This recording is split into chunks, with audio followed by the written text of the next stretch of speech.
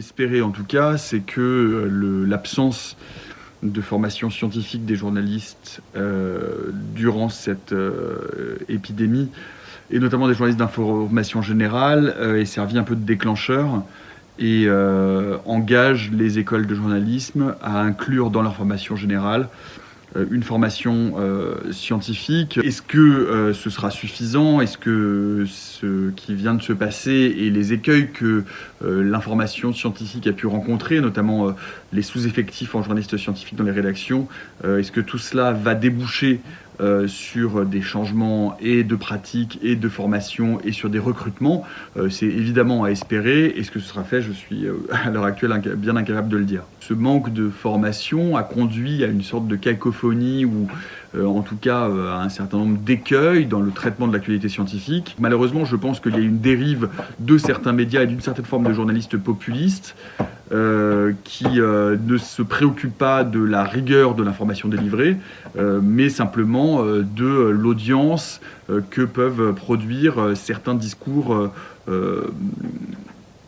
aberrants, clivants, extrémistes, sans aucune base rigoureuse d'information scientifique. Et ça, je ne pense pas que cette crise-là ait changé quoi que ce soit à ce propos. Cette recherche du buzz avant une information solide et vérifiée, malheureusement, elle est devenue structurelle aujourd'hui dans le rapport que certains médias ont à l'information. Et donc, est-ce que cette crise-là va changer ça? Je n'en ai pas l'impression, puisque il y a encore peu de temps, et malgré tout le discrédit scientifique qui a pu peser, par exemple, sur la personne de Didier Raoult, il continue à être invité en prime time dans certains médias sans journaliste scientifique pour lui opposer des faits avérés face à ces élucubrations. Donc, je pense malheureusement, et je ne suis pas très optimiste compte tenu après pas loin d'un an de couverture de l'épidémie, sur l'évolution du rapport à l'information scientifique, et je pense que cela ne changera pas tant qu'il n'y aura pas une prise de conscience collective, générale, et notamment de la part des